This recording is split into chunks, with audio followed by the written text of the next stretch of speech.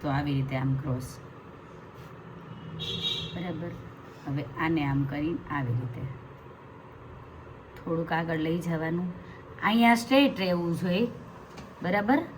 અને આ ક્રોસિંગ આવી રીતે આવવું જોઈએ. હવે જો તમારે સિલાઈ ક્યાં લગાવવાની છે, આ સ્કેલનો પોઈન્ટ જાય અહીંયાથી આ પોઈન્ટ, અહીંયાથી આ પોઈન્ટ, અહીંયાથી આ બોર્ડર મળી જશે, અહીંયાથી આ બોર્ડર મળી જશે. ક્યારેય દોરી કરો ને એટલે ડબલ ફૂટેથી કરવાની જ નહીં, બરાબર. આને ખોલી અને સિંગલ ફૂટ ચડાવી દેવાની.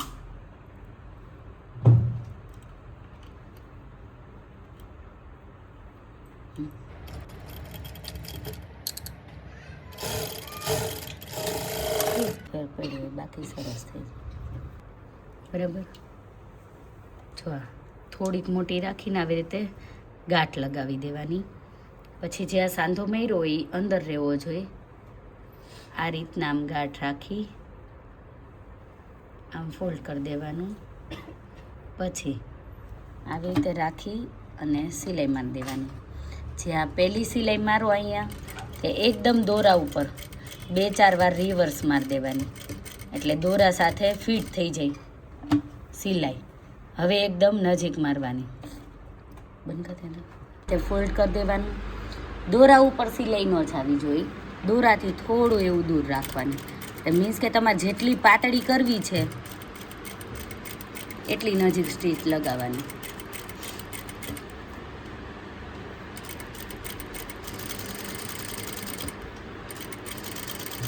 સિલાઈ મારવાની, એનાથી થોડીક જાડી કરવી હોય તો દૂર મારવાની. નજીક જેટલી તમારે પાતળી કરવી ને એટલી નજીક સ્ટીચ મારવાની. દોરા ઉપર સિલાઈ ન લાગવી જોઈએ, એક ધ્યાન રાખવાનું.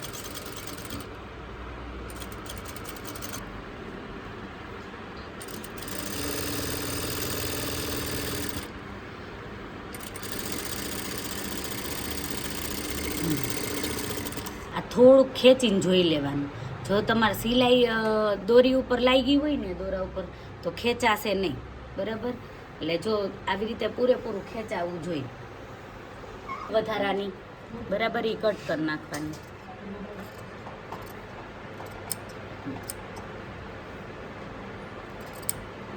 એક્સ્ટ્રા ફેબ્રિક છે ને એ બધું કટ કરી નાખવાનું.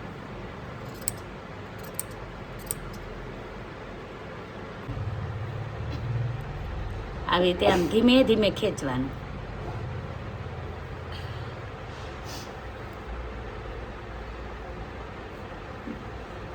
શરૂઆતમાં થોડુંક ઓલું પડશે, પછી એકદમ જેમ તમે ઓરેપ કટિંગ કર્યું ને એમ દોરી ઝડપથી પલટે.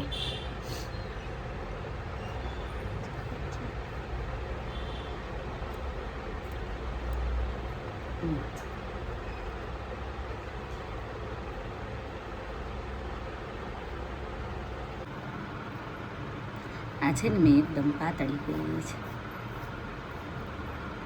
જો આવી રીતે ખેંચતું જવાનું.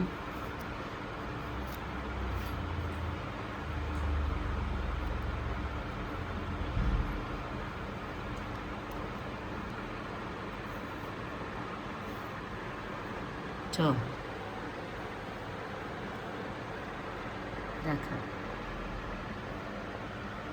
બની ગઈ એકદમ સાવ પાતળી, બરાબર. જો આમ ગોળે એટલી મસ્ત થઈ.